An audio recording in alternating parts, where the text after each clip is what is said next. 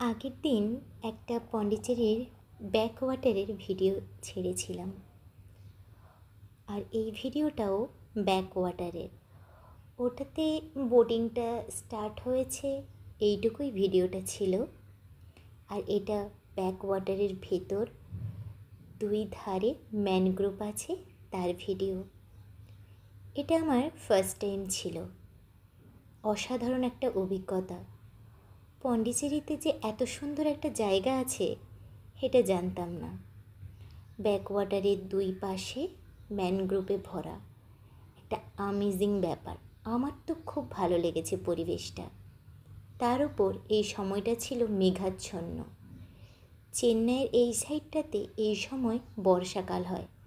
ওয়েদারটাও ছিল খুব সুন্দর, আর পরিবেশটা তো অসাধারণ। আমার তো এই দৃশ্যটা খুব ভালো লেগেছে।